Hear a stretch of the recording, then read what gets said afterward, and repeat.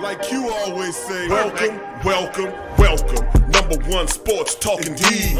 We ain't like the Falcons, we won't blow the lead. Look, all we talk is who that, who got cut and who back. Rookies and the vets, players you should look at. It's the sports coma, you don't wanna miss it.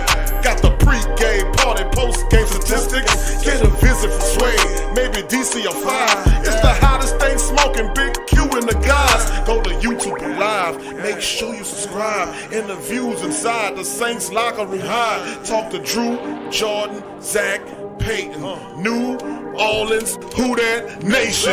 Best believe when I say we bleed gold and black. Ain't a miracle or rivalry could ever hold us back. No, Beastquake, Bounty Gate, let the truth be told. It's the sports coma, all we know is say Super Bowl. Yeah. You're listening to the Sports Coma with Big Q and the guys on the PRO Media Network. Who that? To the Black and Gold Nation, man. We in this thing. Sports Coma coming at you Monday stream. Much love to the great Saint Think Tank. And like I've been saying for some time now, welcome, welcome, welcome. You're now rocking with the Sports Coma with Big Q and the guys, where we have intense, entertaining, educating, and enlightening sport talk from your favorite sports fam. I'm Big Q. I'm in the building. Much love to the great Saint Think Tank. Much love to the Who Dat Nation. Much love to the Black and Gold Nation. I appreciate you guys for being in this rendition of the Monday stream. Coming at you, this one called Dolphins Plan to Pursue Sean Payton. We're going to cover that. That's exclusively broke by the PFF camp.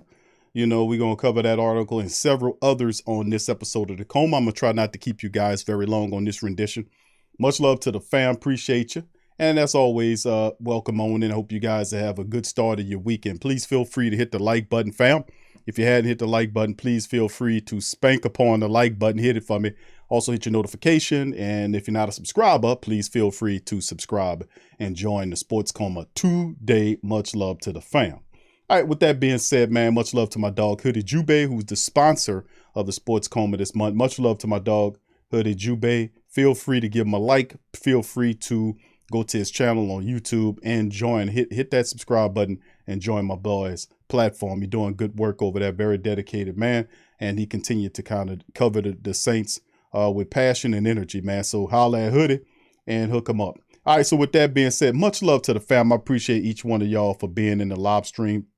Appreciate you. Mocha, thank you for your super chat, my friend. Appreciate you.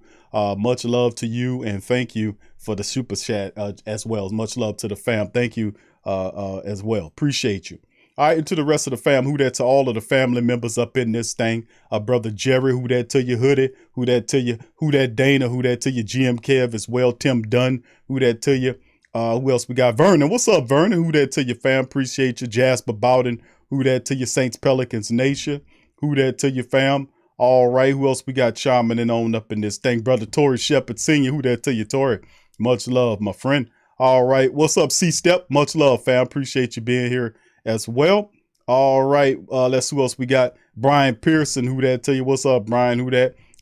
Pick it and flick it. Who that to you? Appreciate you. Sir Footlong in the building. Much love, fam.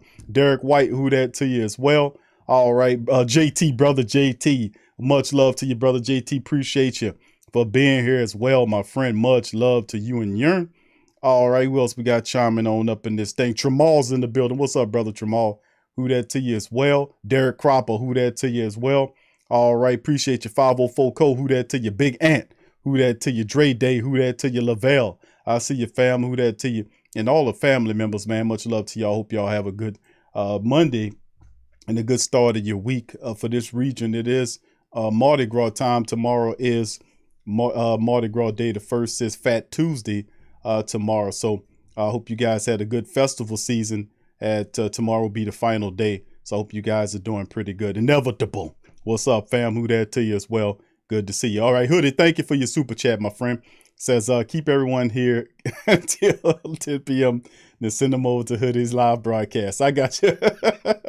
I think they know, my friend. I think you just tipped your hat to them and they know.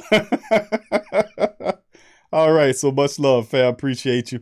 Nola, baby Kevin Conley, what's up, fam? Who that to you? What's up, Anthony? Who that to you as well? So much love to the fam, man. Appreciate y'all in this installment. So we're going to talk about the black and gold like we do today. I'm several news articles that I'm going to go over with the family members today, and we're going to cover some stuff as well. So, yeah, I'm looking at a lot of stuff here. One of the biggest articles we're going to cover is the Dolphins plan to pursue Coach Payton. And of course, we'll get into that story. We'll also talk about some other stories, Jameis Winston as well. We're going to talk about Jameis running for the first time. I'm going to show you him on the treadmill running to see he looks good. He's getting just in time, getting in shape just in time, and getting healthy at the right time. We're going to go over Saints salary cap cut possibilities on top of what the Saints were able to do. To chop it down, we're going to talk about the Saints International Series and other news and notes as well. So, and I was able to go back in the Wayback Machine and find an article about, it was back in 2016, really interesting. If you go back, and I'm going to share it with you, it's from 24/7 Sports, and it dealt with Coach Payton in a trade. And it's way back from 2016. It's interesting what how it comes to light now. So we're going to go back and revisit that. And plus also we're going to step into and look at the salary cap situation according to Sport Tracks. We're going to do all that and more today. So feel free to hit the like button as we get going. All right, here we go. As we get it shared here. All right, the Dolphins plan to pursue Coach Payton. As you can see, Tom Brady for the 2022. And like I said, that was coming from these dudes, Floria, as I call them. Well, I really don't like this man, but he is the one that got this story out first among the family members. And this is what's called today. So let's go over the Miami Dolphins are moving forward with Mike McDaniels as the head coach. And for now, Tua Tagovailoa as the starting quarterback. At one point, as says at one point after the end of the 2021 season. However, the Dolphins explored a different approach per multiple sources, and as first revealed on Monday's PFT Live, the Dolphins plan to pursue Coach Payton to be the coach and Tom Brady to be the starting quarterback. The plan was scrapped after Flores filed this lawsuit against the NFL and generally the Dolphins, Giants, and Broncos specifically. Now, on the record, the Dolphins declined to comment on this story, and team sources who requested anonymity to the story. Hold on, let me go on back. It dropped on me. Due to the sensitivity of issues, confirmed that the team contacted the Saints to seek permission to speak to Coach Payton. The Saints, per Dolphin sources, declined the request, which they contend was made after Payton resigned on Tuesday, January the 25th. But before Flores filed his lawsuit 1 week later. By rule, the Dolphins first would have to have reached an agreement with the Saints as to potential compensation for the hiring of Coach Payton. Once an agreement had been reached, the Dolphins then would have to work out an agreement directly with Payton himself. Now, as to Brady, the Dolphin sources contend that internal discussions occurred regarding the possibility of adding Brady as a minority owner. But that those considerations were currently on hold. The delay, per Dolphin sources, has nothing to do with a lawsuit. It's more about the uncertain status of Brady's retirement from playing. Once it's clear he's not coming back to play for the Buccaneers or some other team, the plan for selling him a piece of the team to Brady could proceed. Now, rumors have persisted for 2 years regarding Brady's potential involvement with the Dolphins, either as a player or an owner. The connection arises from Brady's friendship with Bruce Beal, a significant limited partner who's poised to eventually purchase the team from Stephen Ross. So it is unclear whether to what extent either Payton or Brady actually aware of the plan to pursue him. It's hard to imagine the Dolphins would have made a blind request for permission to pursue Coach Payton without Payton being interested. As to Brady, the fact that he's reportedly and indeed is the unnamed quarterback with whom Ross allegedly tried to get Flores to tamper in 2020 makes another run at Brady's not a ludicrous thought, especially since the Dolphins have put together a team that has finished 2 straight seasons above 500, but with no playoff appearances. We talked about this on the show, by the way, fam. Remember we did that. We talked about it. What's up, Slim? And Will, what's up, Will? Brother Will Dickerson. We talked about that on the previous stream, fam. Y'all remember that we was Kevin there. What's up, Pelicans Nola? Much love, fam. Gabe Thomas, what's up, fam? Much love. Who that? But, you know, we covered that. We talked about that quarterback who Flores was supposed to meet on that boat was Tom Brady. Remember I said that? And I was like, he was not with the Buccaneers at that time. So that story that he gave out does lend credence to what Flores was saying. So we'll see how it all goes. But they know how to protect their own, though. I tell you what, them owners and them rich people get together, man. They'll try to manipulate and block as much as they can. All right. So, well, anyway, Brady remains on the Bucs roster. He'll stay there until June the 2nd at the earliest. Any move made before then would trigger a $32 million cap charge in 2022 for the Buccaneers. After June 2 or June 2nd, a retirement or trade will push the bulk of the cap charge into 2023. Although Brady has said he's done playing, few believe it. Whether it's with the Bucs or somewhere else, he could return as soon as 2022. That could happen with the Dolphins, depending on whether the Dolphins make some other move at quarterback between now and then until the Dolphins acquire a new quarterback. Their top option will continue to be Tag LaValeur. So, yeah, the reality is we said that, and even though I guess certain media personnel really know Tom Brady's not done, even though he said he was, players are still lulling him, like what Cam Jordan was reaching out to Tom Brady. Remember, Tom Brady wanted to come to the Saints after he left New England. He loved what the Saints had going on. He loved the defense, the running game, and the weapons. And he wanted to be there and kind of waited to see what Drew Brees was going to do. Ultimately, the Saints chose Drew over him. And he held that grudge for the last 2 years. He really did. Even said little sneaky, snaky stuff about the fact, because nobody turns down Tom Brady, right? He's Mr. Tom Terrific, But anyway, that's the story from the Dolphins plan to pursue Coach Payton. And being that after he resigned, they go to him and say, hey, we want to pick up a trade for him. The Saints turned him down, according to the article. It's interesting to see why. Perhaps, Coach Payton didn't want to go there to Miami, and do the Saints open up a door. They love him that much to send him wherever he wants to go. And I don't think it's Miami. I don't think it's the Chargers. I think it's going to be Dallas. We know Coach Payton has a house over there. We know that he came from there. So, we'll see how it all shakes. I ain't a mind reader, but I'm saying some should be really clear sometimes. You know what I mean? Anyway, let's move on to the next article. This is from the, what is it? Let's see. Stephen Law from USA Today Sports via Yard Barker. QB Jameis Winston runs for the first time since tearing his ACL. Now, we've seen him move around.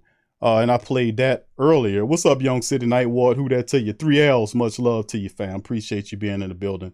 Hit the like button, fam. If you're in the stream, please feel free to hit the like button. Kashawn, what's up, fam? Much love to you. Who that to you? Appreciate all y'all, man. Thank y'all for joining me on the stream. Please hit the like button if you hadn't already hit it. All right, hit Jameis Winston for the first time, man. Jameis was serving as a starting quarterback for the Saints when he tore an ACL and damage to his MCL during a game against the Tampa Bay Buccaneers when his former team on Halloween afternoon. And boy, what a Halloween when that guy ripped him down from behind, causing damage to him. But Jameis Winston, like a champion, got back up on his legs figuratively and literally and have rehabbed himself, and it's looking good. Now, as Miles Simmons explained from the Pro Football Talk, Winston was seen running for the first time since his injury on Monday. The 28-year-old, who will be a free agent when the new NFL year opens next month, will be utilizing an anti-gravity treadmill, which allows him to run without his legs absorbing his entire body weight. That's pretty freaking amazing. An anti-gravity treadmill. Now, what the hell does that look like? You know what I'm saying, fam? What does my interests are piqued. What the hell is an anti-gravity treadmill? Well, there you go. Asking you shall find. An anti-gravity treadmill. There you go. You're like, man, what the hell is that? What kind of cartoons madness is this? Well, there you go. The anti-gravity treadmill. Boy, isn't technology awesome? Isn't that awesome? So for people that be like, yeah, what the hell? There you go, fam. It look really weird. But, that's what Jameis is going to be running. Boy, I'll tell you about how far science and people have came, man. Anti-gravity damn treadmills. Wow. All right. So anyway, I just was piqued. As a matter of fact, there it is right there. Which allows him to run without his legs absorbing the entire weight. Now, here go Adam Schefter. The tweet was based on it. Free agent Jameis Winston running for the first time since undergoing surgery on his left ACL. He tore October the 31st. By the Buccaneers. So here's the Twitter. Let me kind of live stream that thing. You can see Jameis happily going and doing his thing right there. So look at Jameis running in the anti-gravity treadmill. Go ahead, Jameis. Trying to get it strong again. Go ahead, brother. Much love to Jameis, man. So as you can see, Jameis is doing his thing, man, running on the treadmill and doing his thing. So Jameis is doing it. What's up, Muse? Much love to you, baby. J-Rock, what's up, fam? Who that to you? Look at Jameis, man. Brother got torn down, bro. The man is running, bro. We seen him stepping and doing this thing. He is running now. He's on the right side of things, man. And like I said, it takes a lot, man, to go through what he did. And you seeing Jameis Winston running, man. That's awesome, bro. That's awesome. Congratulations, Jameis. That's a lot, man, to deal with, to get back, to get right, to learn how to walk again. And now he's running again. Sometimes we think about it, but truth be told, fam, that is a feat for him to go through. But anyway, last week, Trotter of the NFL reported that the Saints would open contract talks with Winston soon if they hadn't already done so at the time. So Trotter, there you see right there, him and a link talking about it. So, you know, hold on here. Let me make sure I go back to that. But yeah, that's Trotter right there talking about it. And we covered this in the previous stream. It remains unclear if Winston was able to start for any team in week 1 this coming fall. Star wide receiver Odell Beckham Jr. missed the first couple of days of this past campaign after he went down with a torn ACL in October the 20th. Before his injury, Winston passed for 1,170 yards with 14 touchdowns against 3 interceptions, a career-high 102.8 passer rating, and a total QBR of 64.4 per ESPN Stats. He was the backup of former New Orleans starter and future Hall of Famer Drew Brees during the 2020 season. So Jameis Winston, man, back on his feet and doing it for the trying to get back healthy again. And like I said, I got to give Jameis some credit, man, for getting back on his feet. So big ups to Jameis Winston and congratulations. That's a big feat. Indeed. And look at this damn thing, man. Just anti-gravity treadmill. All right, let's move on, fam. And this is going to our good friend from the Saints News Network, Mr. Bob Rose, who's one of the best beat writers, in my opinion. What's up, Kai? Who that to you? Brother Dada is in the building. What's up, Free Game? Brother Sean, who that to you, fam? Good to see you as well. Much love. All right. What's up, Dewan? Who that, fam? All right, Tim. Much love. Brother Joseph, I see you. Joe Thomas in the building. What's up, fam? All right, so with that being said, man, New Orleans Saints entered the 2022 offseason as a projected $76 trillion over the expected salary cap for the upcoming season. Over the weekend, New Orleans restructured the contracts of wide receiver can't guard Mike Thomas, OT Ryan Big Check Ramcheck, and I don't have a nickname for Andrews Pete. It's just Andrews Pete. Hopefully Andrews Repeat won't have a repeat of the injured year that he last year. He'd be able to sake it. So hold on.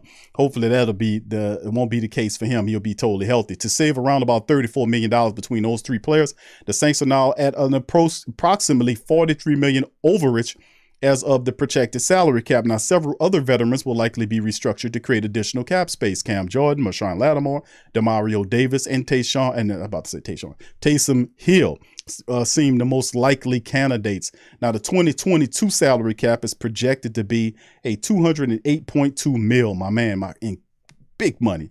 An increase of almost $26 million over the last year. New Orleans still has some numbers juggling to do, but it shouldn't have to part with any big name contributors. However, the Saints have some important roster holes to address, and the team will have to part with some players to have a productive offseason. Here are most likely members of the Saints that we may see depart. And remember, this is Bob Rose, who's probably one of the really good ones, the best at doing this, breaking it down. So first up is Bradley Roby. Remember, we gave up some draft compensation to get this guy in here, almost like a knee-jerk reaction, not knowing what we fully had in Paulson Adebo. But once Paulson Adebo got that cornerback, that back spot opposite of Laddie Daddy, he never relinquished it. And also that kind of put Bradley Roby to the 4th string cornerback position because Chauncey Gardner-Johnson occupied the nickel position. So he went from what could be a starter to a dime back, so that was really interesting as well. Thank you, Hoodie. Injury repeat. Injury repeat. Hopefully not, though. Thank you, Hoodie, for your super chat, bro. All right, so New Orleans took on Roby's contract when they acquired him in a trade with Houston before the start of the year. After missing the season opener because of league suspension, he appeared in 14 games for the Saints last year. He was inactive for the final 2 contests. Roby had 1 interception. He broke up 5 passes, recorded a sack, and 3 tackles for a loss. He allowed 70% completion rate when targeted. Damn, that's high. But surrendered just 1 touchdown during the season. Roby didn't play poorly. He just didn't play well enough to supplant rookie 3rd-round pick Paulson Adebo in the lineup. An 8-year veteran, Roby still a starting quality corner. His presence gives the Saints a deep crew of coverage corners to combat quality receiving cores, but not at that price. Roby could return to the Saints on a lesser deal, but will not be retained on his current agreement or contract. And of course, you look at some of the money here. I kind of skipped to the paragraph section. As Roby's 29 years of age, 2022 cap hit of $10 million, cap savings of $10 million, dead cap nothing. So that's why they're saying that he could be a guy that the Saints, kind of either restructure or they just kind of just get rid of him, which, I'm kind of against. We gave up a 3rd round, we gave up a pick to land this guy. And I don't want to just get rid of the pick, but seeing that you're dealing with the money, you might have to. So we'll see how the black and gold do it. But Roby was at the top of Bob Rose's possible cut list. All right, here go another one. Cut possibility almost certain. So he thinking Malcolm Jenkins. And we know sooner or later Malcolm Jenkins the Saints was not going to keep Malcolm Jenkins on his current arrangement. More than likely they'll try to restructure it. But it's one or two things got to happen for the black and gold in terms of the back end of the defense, which is a solid defense. Malcolm Jenkins can he play on a cheaper deal or a more efficient deal for the team's books? They can restructure his deal. And then, of course, it is the Marcus Williams question, which Marcus Williams, do you pay Marcus Williams or do you franchise tag him for another year? Almost certainly the Saints have to address the Marcus Williams situation. In my opinion, Marcus Williams should get the money because I think under the tutelage of guys like Chris Richard and Dennis Allen, who have a lot of high side or belief into Marcus Williams, I think that he can develop into a lot better safety. He's kind of on the fringe right now of breaking through that glass ceiling, but under the tutelage of guys like Coach Chris Richard, I think that they can develop him and turn him up to something. Remember, when he gets that money, they're going to be really counting on Marcus Williams to elevate his play, almost like what Marshawn Lattimore was when Cats was saying Lattimore was garbage and that he wasn't worth the money, right? He made him eat those words. He made those cats eat their words. All right, so you're looking at Jenkins' 2022 cap hit of $12.2 million, cap savings of $8.2 million, and a dead cap of just under $4 million. Now, Jenkins finished the second stint with the Saints in 21. He was a first-round choice by New Orleans in 09 NFL draft and is the last remaining player from the Super Bowl championship team. After the 5 standout seasons with the Saints, Jenkins signed with the Eagles as a free agent, a 3-time Pro Bowler, and a Super Bowl champion in 6 seasons with the Eagles. He returned to New Orleans in 21. A 13-year veteran, Jenkins does add that valuable experience and leadership to the defense. He's still a force as a run defender. He certainly is, but he's becoming a liability in man coverage. The team's oldest player, Jenkins, may also agree to a restructure rather than be released, and I'm thinking that's more likely as opposed to them cutting. Because remember, the standpoint for the Saints mindset as a team when Coach Payton stepped down was continuity. That was the key term there. And as the Saints have been moving throughout the offseason, continuity has been the theme that they have echoed throughout the organization. They've brought back a guy that's Dennis Allen, who's very familiar. He had Coach Payton's mindset in maybe a more conservative body in Dennis Allen. And Pete Carmichael, who's the OC. So a lot of these top players, the defensive coordinators, they coordinated the defensive guys because of Ryan Nielsen and Coach Richard. We knew it would come down to either one of those guys. But they kind of keep the stability of the offense and defense intact, bring the special teams coach back, giving him the assistant coach title. So he kind of really shrewdly how the Saints did this offseason. They appeased a lot of these coaches and kept them in place this year. And now do the Saints do the same with certain personnel in the Saints defense? Malcolm Jenkins and Marcus Williams, those are big question marks. I think they restructure Malcolm, and I also think they eventually will pay Marcus Williams. And also, like I said, when you think about paying these guys, you also got to look into next year because you got guys like McCoy and Chauncey Gardner-Johnson coming in.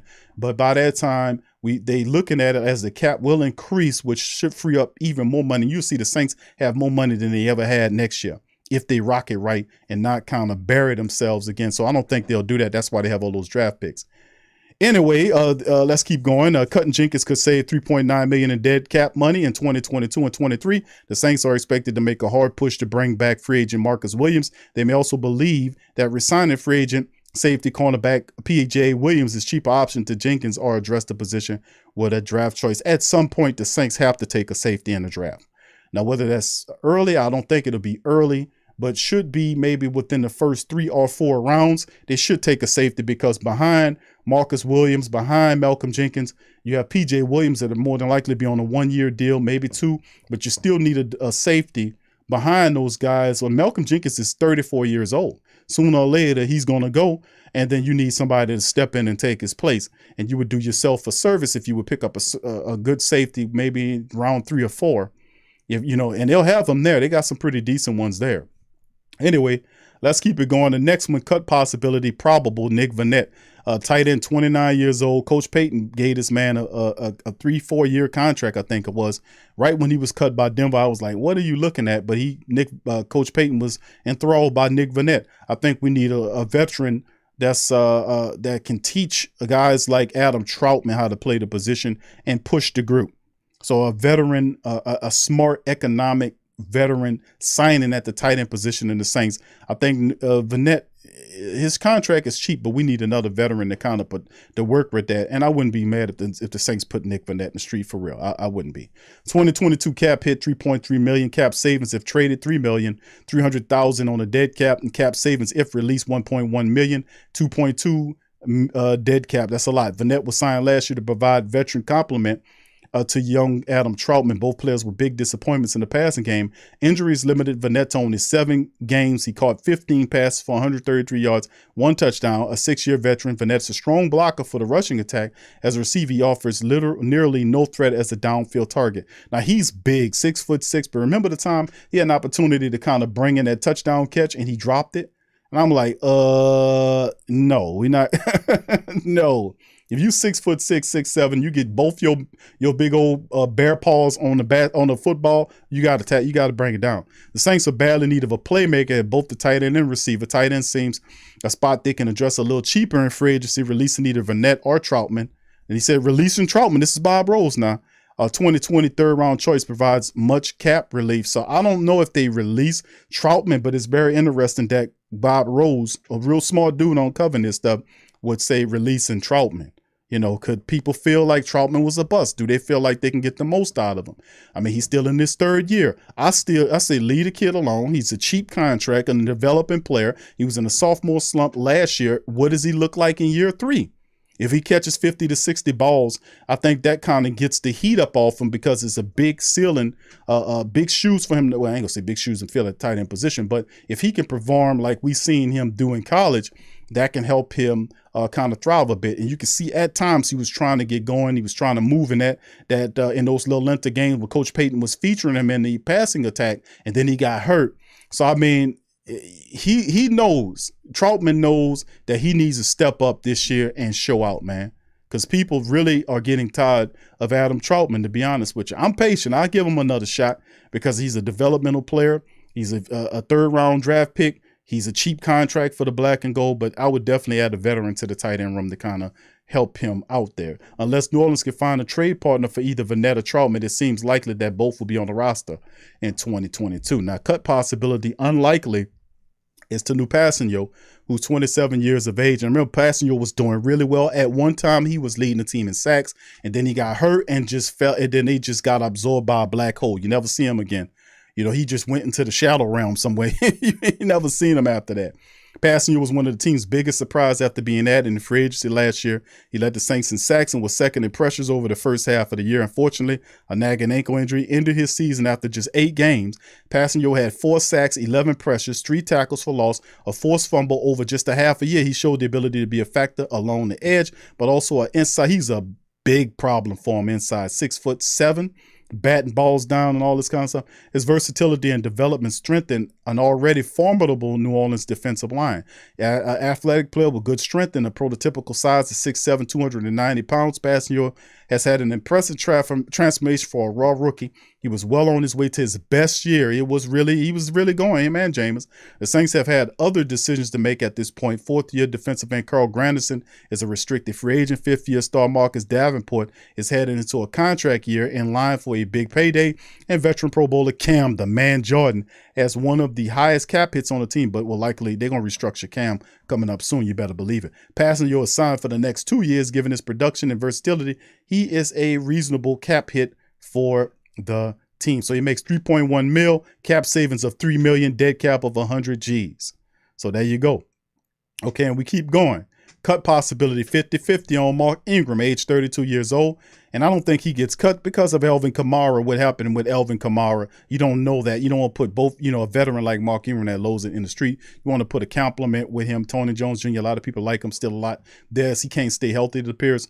But we definitely need some help along with Mark Ingram and to see exactly what Alvin Kamara is going to do. An October trade with Houston brought Ingram back to New Orleans, where he starred from 2011 to 2018 in 7 games with the Saints. He rushed for 260 yards and picked up another 138 on 20 receptions.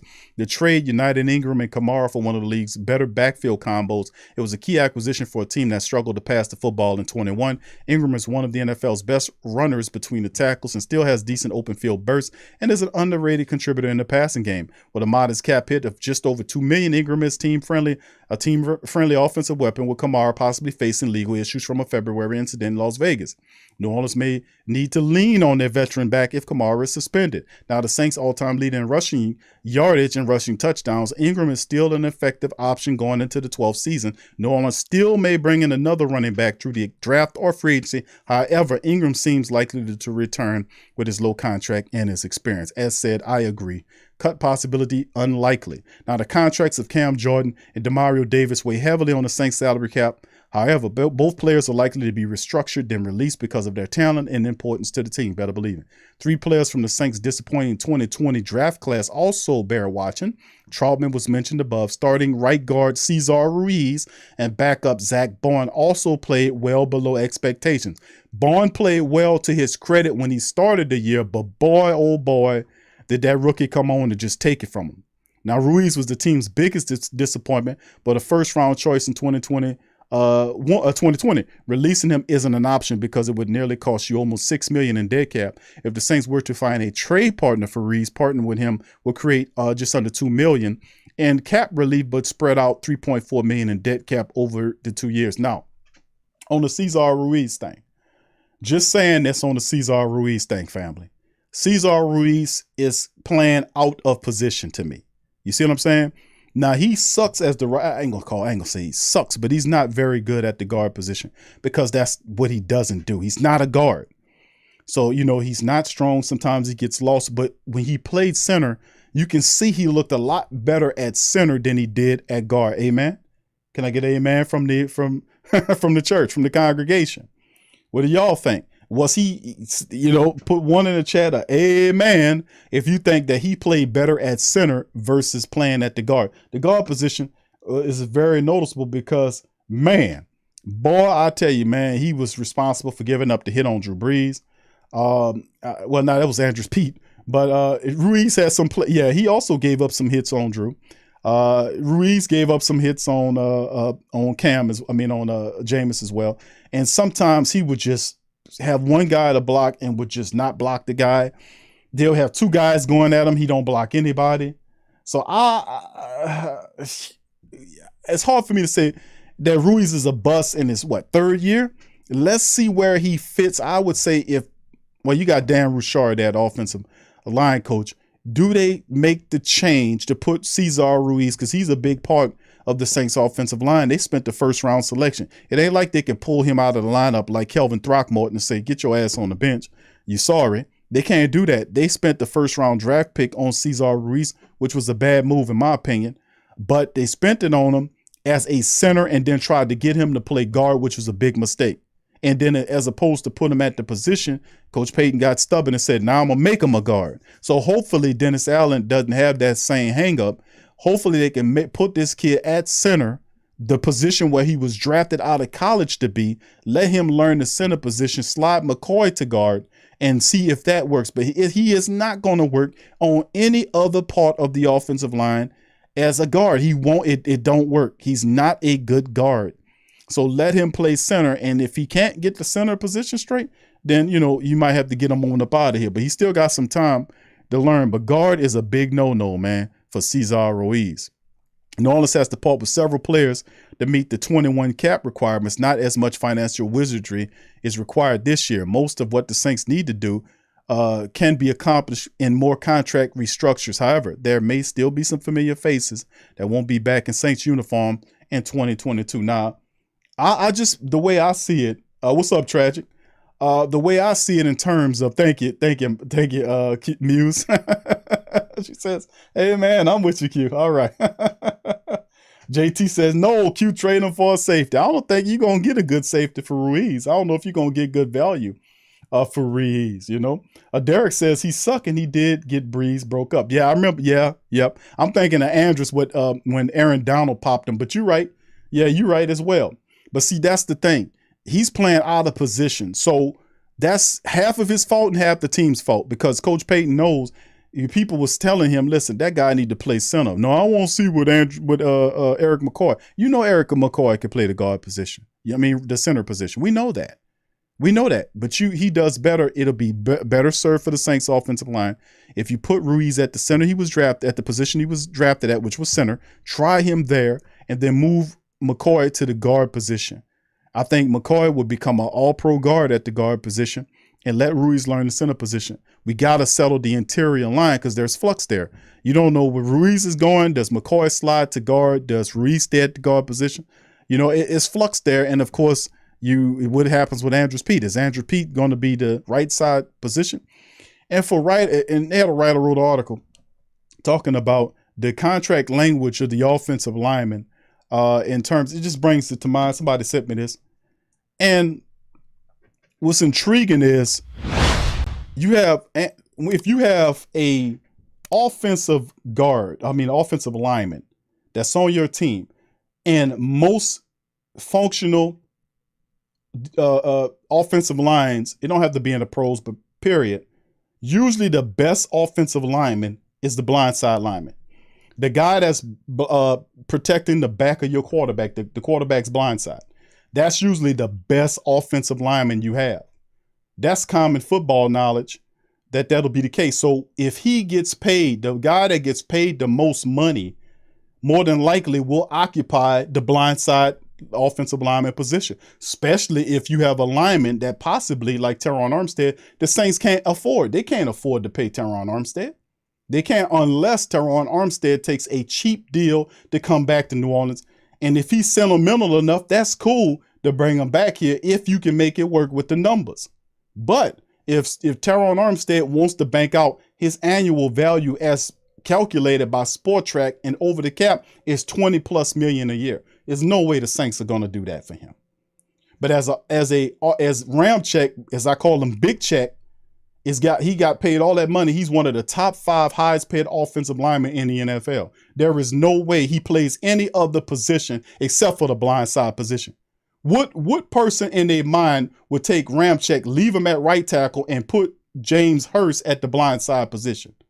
The only way Ramczyk plays right tackle is if you got a left-handed quarterback. That's the only way. If you got a left-handed quarterback, then I can see you switching it to that side. But listen, if he is a right-handed quarterback and his blind side falls to the left side of the offensive line, Ramczyk will be an offensive left side. I don't give a fuck. Excuse my French on that. I'm sorry. Just strict that from the record. I don't give a god. You know what? That if whatever language is written in some agreement, the hell with the language. It's all about the money that he's getting paid and where he's going to play. Ramczyk will play the blindside position. We said this 2 years out that this will be the case because Teron Armstead, they can't afford him no more unless he took a sweetheart deal to stay here. If it's anything other than that, Ramczyk will be the blindside tackle. And for people that don't understand that, I don't know how you talk in football. Go look at all of the functional offensive linemen. The highest paid guy is the blindside guy because he does the job of protecting the quarterback's blindside. That's usually your best offensive lineman. And Teron Armstead for years have been a blindside for the Saints. And then I was telling y'all this, when Teron Armstead got hurt, who did they slide back there to the blind side? It was your boy, Andrews Pete. I've been telling y'all that for years. Check in the chat. I've been telling y'all that for years. So the bottom line is Ramczyk got all that money. Man, that dude going to be a blindside tackle. The hell with the rest of the people saying. And then the Saints have to figure out who going to be the right tackle. But listen, that is an easier job to find the right tackle than you would talk about finding a blindside tackle. You got a good one, and Ramczyk, when healthy, is one of the best in the business. Prior to us paying him that money, you know, he was there all the time. Then he got the money, he got hurt, unfortunately. But Ramczyk is the man, and he will play the blindside position unless you got a left-handed quarterback. But yeah, I know you can't put James Hurts. People told me James Hurts. I said, oh, y'all, what is y'all drinking? Did y'all go down to the sewage place and get a glass of drink? I mean, what's going on? Thank you, Hoodie. Said, Big Key, your thoughts on us getting Diarrhea from Bama as our new conditioning coach?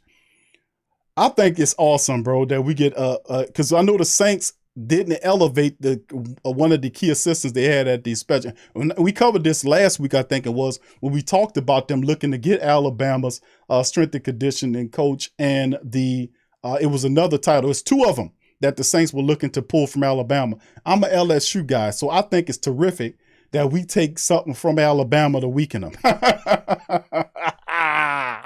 So I think it's absolutely terrific, Hoodie. So thank you for that, bro. But this is a bit of innovative thinking by the Saints, stepping out and doing something a little different. Boy, I tell you, that was a terrific idea if you think about it, because Alabama perpetually and consistently plays for national championships. The conditioning of their players are excellent. So it makes perfect sense for the Saints to go there and pull those guys out of college to give them a job in the pros. Well done, New Orleans Saints, for that, and well done for weakening the Crimson Tide, because I'm not an Alabama dude. I'm a LSU dude. So I appreciate it. But yeah, that's the thing, though, fam. So all this other rhetoric about James Hurts playing left blind tackle, right? Really? Seriously? I mean, and it is a real credible thing. You got Landon Young you throw in the mix, who's coming off his rookie year, got a broken foot. The Saints have to consider whether or not they go and draft the guy to play the right tackle position, or if it's a battle between Landon Young and Andrews Pete, who could play the right tackle position. Do the Saints finally roll him out there? So, I mean, there is some flux there, and we have to figure out, interiorly speaking, what do the Saints do? Because last year they had some turnover, and of course the depth underneath the starters need to be addressed as well. So, I mean, this is some of the stuff that we deal with here, man. But nonetheless, we just got to keep it moving. All right, so let's go back to it, the chess scream here, and we'll talk about the Saints international games here, as the Packers, Bucks, Cardinals, Jaguars, Saints are set to play internationally in 2022. So your black and gold, man, is going to get on the road and go to the United Kingdom. So let's see, the Arizona Cardinals will play in the NFL's first game in Mexico since 2019, while the Packers will be joined by the Jacksonville Jaguars and the New Orleans Saints playing games in the United Kingdom. So the Bucks will debut in Germany as well. So the black and gold is headed to the UK to play. Now, you know, we had games where we played over there. Remember, we beat the brakes off the Miami Dolphins those years ago. So being able to go overseas to play, man, you know, we just have to handle the business. As you can see right here, the New Orleans Saints, United Kingdom, the country, United Kingdom in London. The stadium is Tottenham Hotspur Stadium, and the team is the New Orleans Saints, baby. So we got to get ready to handle a business on whoever we playing. It don't make a difference. We're gonna squash them out anyway. All right, so let's keep it going, fam. And hold on here. Let me see if I wanted to let's hit some of that. It's so many different articles. Well, let me share this one with you. The New Orleans salary cap situation from Sport Track. As you can see, the cap, according to Sport Track, it's overage of it's 49 million overage right now that we're dealing with. Now, as you can see, this is the calculated, and this is what I was just talking to the family members about, is the calculated market value of people. Look at Davenport's 23.3, ridiculous. Deontay Harris, almost 10 million annually. But at some point, they're going to make some money. Harris is somebody you're looking at. And of course, look at this. This is from Sport Track, and also other people share the sentiment. This is the calculated market value for Teron Armstead. The only way you get Teron Armstead back, look at this here. You see this here? Almost $24 million average annual salary, market value 4 years at $95 million. What? Now they're ranking him as the number 1 left tackle there. NFL rank altogether is 16. You see just under $24 million as that. They're saying future contract and an average salary of $13 million per year. But they're looking at a 4-year deal at almost $96 million for the likes of Teron Armstead. So where does that put him among some of the top? You see guys like Bakhtiari right there at $92 million. Tunzel, Garrett Bowles, and Taylor Lewan are all 80+ million men. They're saying that Armstead is a guy he can finally bank out and have a big contract. That's all I was saying about some of these guys. You know, does he then take a step back and say, nah, you know what, I won't go back to the New Orleans Saints? Anything possible, but you got to give him a discount. Saints can't afford him at those type of numbers. And Teron Armstead might feel like he want to go somewhere and bank out, you know. But then again, the Saints, remember there were articles released last year that the Saints was going to let him test free agency. They're going to let him test free agency and let him go out there, and we'll see what kind of money he commands. The Saints do that at times. So we'll see. So anyway, let's keep this thing going right here. New Orleans Saints former defensive end Glenn Foster died. Well, hold on. Before I even get to that, that'll be the last story I cover. This is from 2016. Thank you, Hoodie. Hoodie says, new rumors like 25 minutes ago, Saints also interested in Mitchell Trubisky. Your thoughts? My goodness. My goodness. I can't say what I really want to say on the show. I'm sorry, I can't. Jerome, who that tell you? What's up, brother Thomas? Who that tell you? Yeah, Mitchell Trubisky, bro, is no. You know, and some people would even, I don't know, when I see Mitchell Trubisky, you know, I kind of see a guy that's similar. He's not Taysom Hill, because he's a better, believe it or not, he's a better passer than Taysom Hill. But Hoodie, man, I'm not feeling the Mitchell Trubisky thing. I'm really not. I'm not. Now, he's a better quarterback than Taysom Hill, in my opinion. And he is athletic. He's a big quarterback. But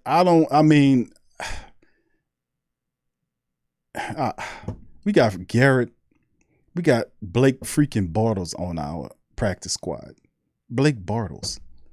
You know, so what's a Mitchell Trubisky if you sign him for a super cheap deal on the practice squad? You know what I'm saying? I mean, we got Blake freaking Bortles on our practice squad. For what? What do we need Blake Bortles for? What is Blake Bortles going to do? I mean, anyway, I don't know. I'm not a fan of the Mitchell Trubisky situation at all, Hoodie, man. I'm just going to keep it a buck with you, man. I'm not a fan of that at all, man. I don't like it at all. I think the Saints can do better. All right, let's move on. Thank you for your super chat, bro.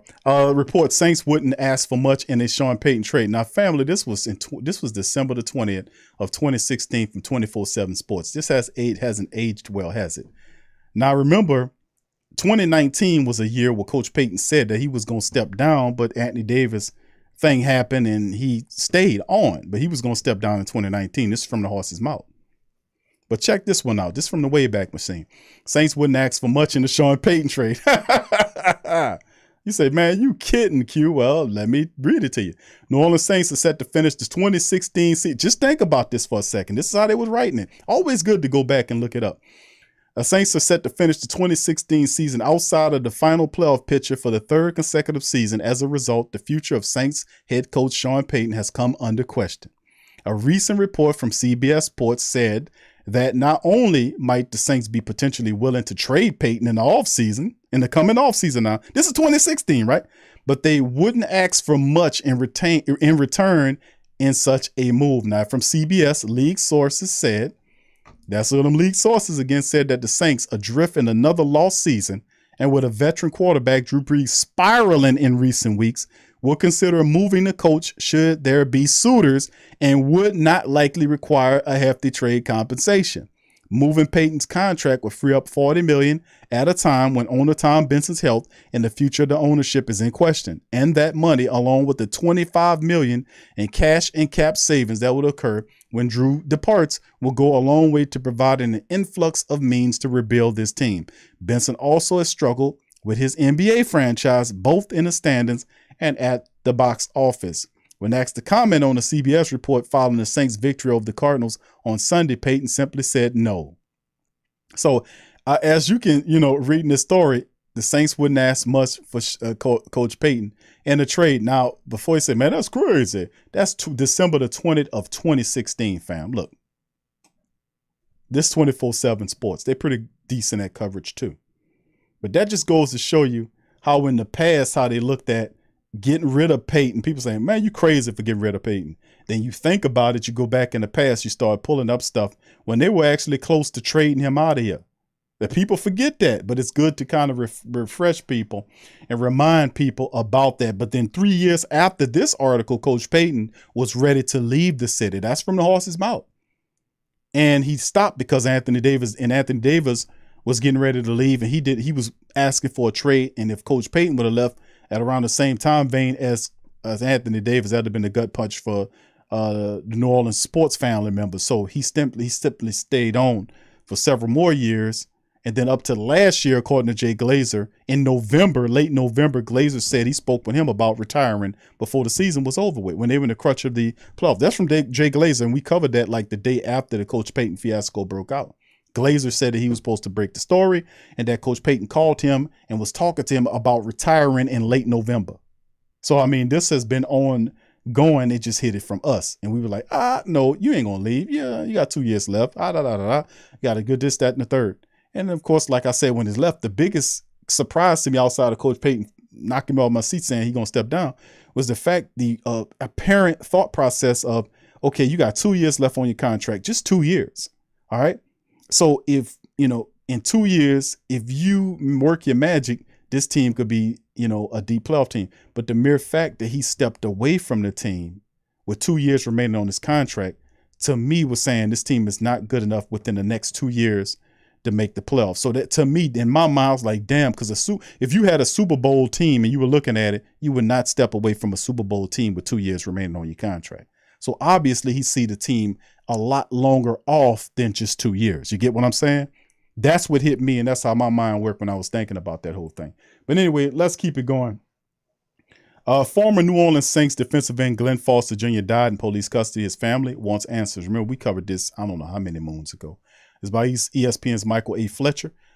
Pamela Foster turns the question over in her mind day and day out why their husband, a retired New Orleans Saints player turned successful businessman, ended up dead in the backseat of a police SUV 2 days after he was arrested in rural Alabama. Nearly 3 months after the death of Glenn Foster Jr., his grieving family has received no answer from authorities in Pickens County, Alabama, where Foster was taken into custody halfway through his drive from New Orleans to Atlanta on a business trip. They have no official autopsy results, no incident reports, no explanations from the sheriff's department that was transporting Foster when he died. That all spills. It screams to me corruption. It screams to me cover up. It screams to me guilt, because if there was nothing to hide, turn over the reports of the official autopsy, turn over the incident reports, and address the matter. She says every day, that's the least you can do if something like that happened within your custody, is to provide comfort for the family.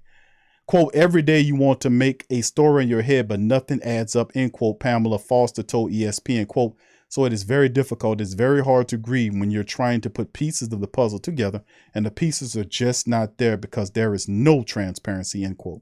Everyone who knew Foster said he had big ambitions, a big heart, and a big personality to match. 6'4", 270, the former Saints defensive end grew up in a striving middle-class family steeped in entrepreneurship. He played just 2 years of pro football before his career was cut short by injury, but Foster turned the setback into a springboard to realize his lifelong dream of going into business. The only thing the Alabama officials have said is that Foster, who's 31, was found unresponsive in a police vehicle on December the 6th after being transported from Pickens County Jail to a hospital a half hour away in Northport, Alabama for a mental health evaluation.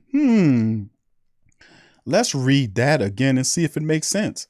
The only thing Alabama officials have said that Foster, who was 31, was found unresponsive in a police vehicle on December the 6th after being transported from Pickens County Jail to a hospital a half an hour away in Northport, Alabama for a mental health evaluation.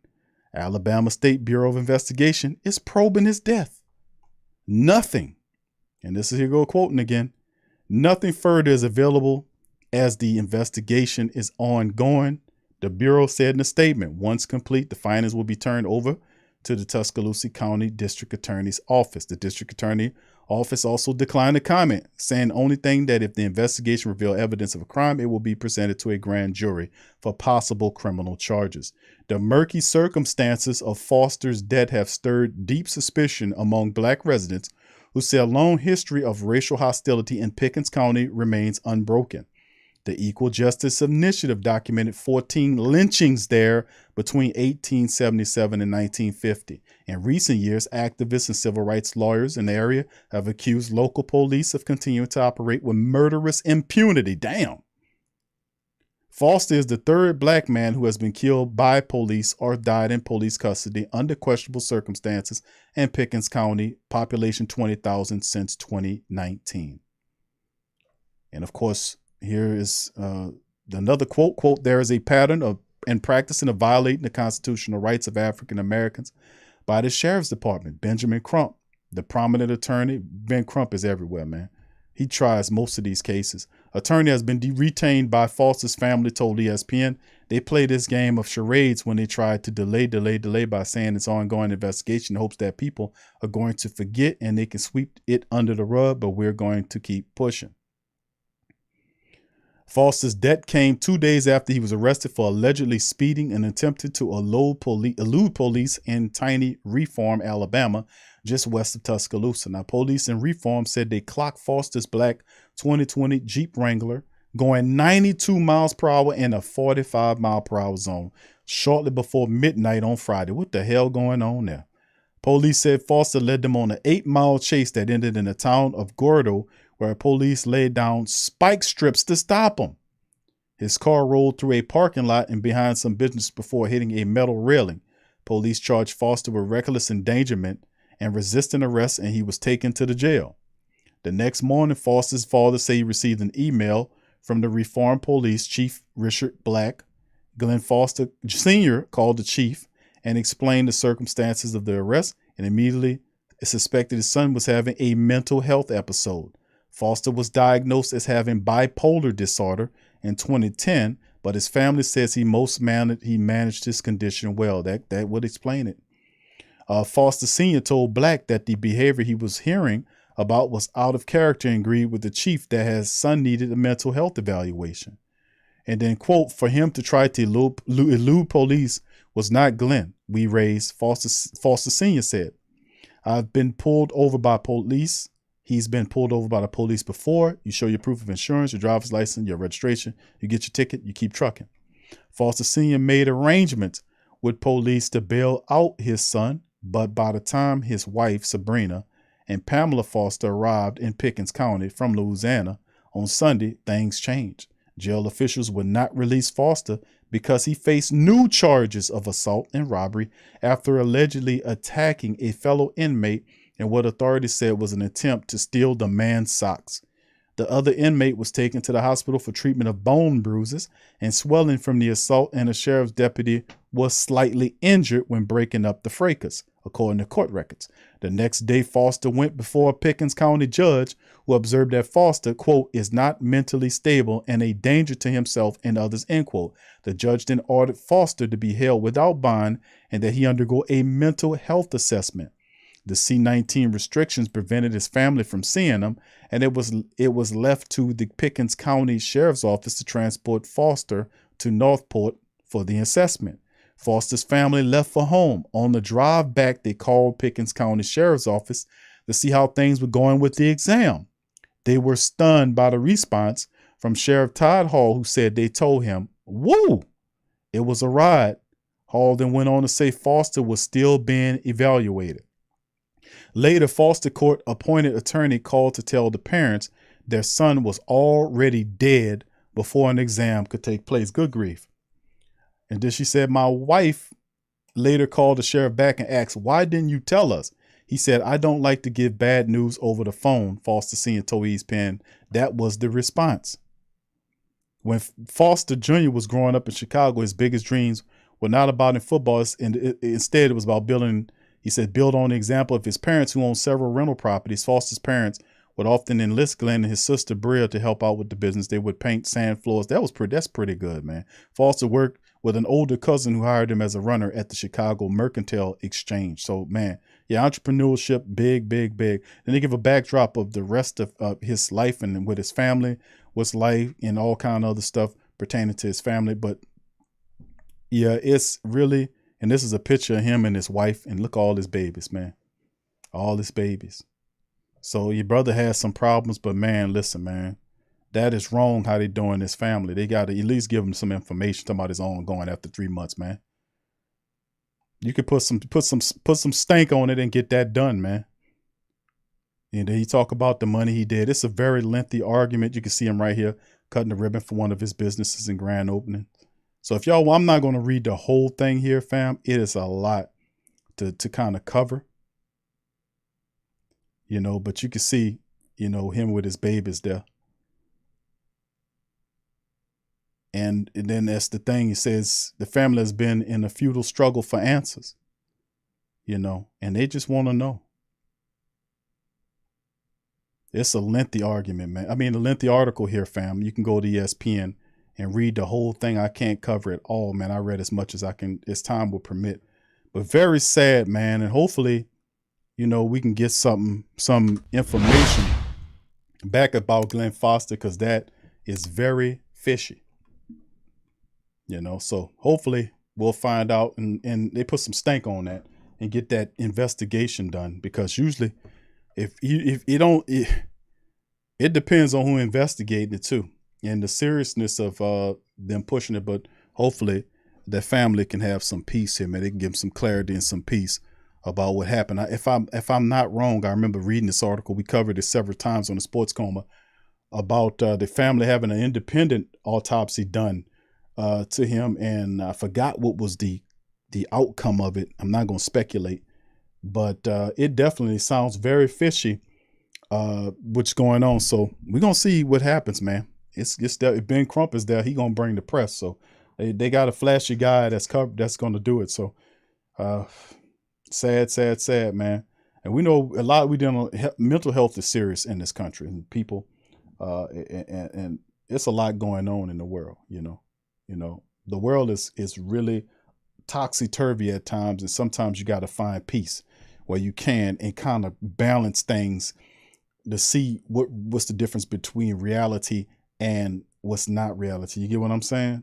And sometimes people need help with that process. So, you know, I just pray for the family, man, and hopefully they get some answers here.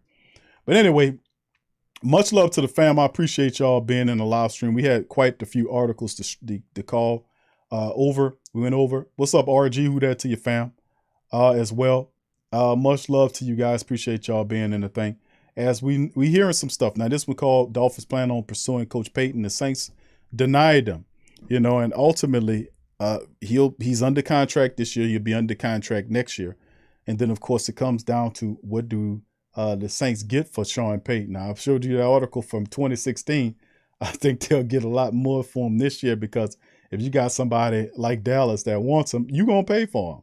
You're going to give picks and players for Coach Payton. So it'll be interesting to see exactly what we give. Now, remember, one of the main things you have is the Gruden argument of what the Raiders gave up to acquire the likes of guys like John Gruden, the John Gruden trade that sent him from the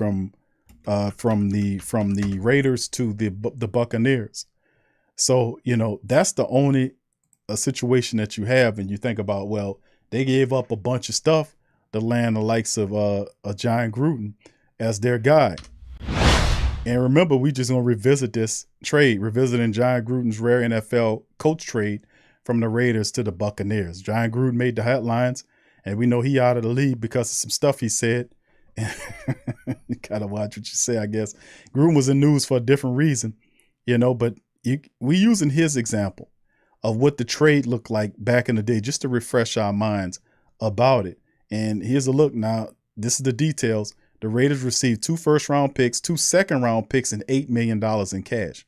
Buccaneers got Gruden straight up. You know, the picks turned in 21st and 53 overall in 2002. Second overall is 32nd overall in 2003, and 33 overall in 2004. While the Raiders didn't keep all the picks, the players selected out those spots were tight end Daniel Graham, offensive tackle Langston Walker, Tyler Brayton, running back Tony Highlands in the 2004 supplemental draft by Houston. The players that ended up with Oakland thanks to those draft picks were Walker, Brayton, Philip Buchanan, Sam Wills, and Ryan Young. So they ain't do Ryan Hogan. So they ain't do too much good with some of these picks. I think the Saints will do a lot better than them. But you can see right here, 2 first rounders, 2 second rounders, and $8 million in cash. You know, it might be going a little further up in terms of what we get for Coach Payton when the year comes. And they're going to have other suitors that's looking for him. But do the Saints do what's best for them, or do they do what's best for Coach Payton? I think they'll send Coach Payton to, you know, if the Dolphins wanted him and they already got their coach, this was prior to them hiring this new guy, and there is openings next year, he's going to be the top list on whoever has a QB opening, including Dallas next year. A lot of people putting him with Dallas because he has a house there, he has a relationship there, being that he came from Dallas to come to New Orleans. So him going back to Dallas would not be beyond the scope of reality, and the fact that Dallas does have a pretty decent team defensively speaking, and they're offensively speaking, he brings his system there. They could have success. It's not guaranteed. But if I was the Saints, I would trade him to the AFC. But I think they would want to make Coach Payton happy for all of the services that he did. So do you do what's best for the Saints, or do you do best for Coach Payton? I think the Saints would probably do best for Coach Payton, but they would get proper compensation. And we showed you the 2 first-round picks, 2 second-round picks, and the $8 million in cash for John Gruden. And, of course, we'll see what they do for Coach Payton when the time comes. But anyway, that's some of it. But with that being said, listen, I'd like to thank all the family members for joining me on this episode. What's up, Universal Truth? He says Micah Parsons did an interview with Eisen stating that Sean Payton will coach the Cowboys in 2023. I think he doesn't know that Payton may be in the booth for Fox 4. For Fox. That's one of the stories that Coach Payton is a finalist to be an analyst, but for a 1-year deal. It's a 1-year deal that Coach Payton's trying it for. It's not a multi-year deal. And you know, they have language, even if it was a multi-year deal, there's language written into the agreement. If they decide to want to go to coach again, they can simply buy out of the agreement or what have you to keep doing what it do. So it's really interesting to see how it all twists and turns, you know, in terms of Coach Payton, because that domino is yet to fall. I'm thinking that's something we'll see in 2023. So, but as far as this year is concerned, we keep moving forward to build the team in the proper way. So with that being said, listen, man, I appreciate y'all for joining us on this one. We're going to holler at y'all later on it. If for all my Pelican family members, please feel free to get ready for the Pelican post-game report. We're going to jump on there, talk about the Lakers game from last night. The Lakers was blown. The Pelicans destroyed, annihilated the Los Angeles Lakers. They annihilated the Phoenix Suns. The Pelicans are doing a thing. And notice, you don't hear all that questioning talk about this, that, and third when the Pelicans are winning. They tried that distractionary stuff. It didn't work. We called it out. And that's what you got to keep doing, baby. You got to call out the BS in the bunk. You know, if you see them media people doing that, call them out. Don't sit there and agree with them. So anyway, with that being said, hit the like button, subscribe if you're not a subscriber. Feel free to join. If you're a Pelican person, feel free to join us at the Pelican Post Game Report. We're going to be jumping on that live momentarily. And much love to the fam. Check out the merch shops. Links in the description section below. Join the Patreon, join YouTube membership to help out the platform. And listen, fam, y'all keep y'all heads up. I'll see the family members, the YouTube members, and the Patreon champion family tomorrow on Patreon Tuesday. We got some stuff. And also TSC Unleashed, we're going to be doing that, releasing that one tomorrow as well. So thank you, Hoodie. No, I can't, bro. I got Pelican Post Game. So much love. Sorry, Hoodie. Much love to y'all. Appreciate y'all, man. I'm going to holler at y'all later. Who that to you? Yeah. Well, all right. Like you always say, welcome, welcome, welcome. #1 sports talking D. We ain't like the Falcons. We won't blow the lead. Look, all we talk is who that, who got cut and who back. Rookies in the vets, players you should look at. It's the Sports Coma, you don't wanna miss it. Got the pre-game, party, post-game statistics. Get a visit from Sway, maybe DC or 5. It's the hottest thing smoking, Big Q and the guys. Go to YouTube Live, make sure you subscribe. Interviews inside the Saints locker room high. Talk to Drew, Jordan, Zach, Payton, New Orleans, who that nation? Best believe when I say we bleed gold and black. Ain't a miracle or rivalry could ever hold us back. No, Beastquake, Bounty Gate, let the truth be told. It's the Sports Coma, all we know is say Super Bowl. You're listening to the Sports Coma with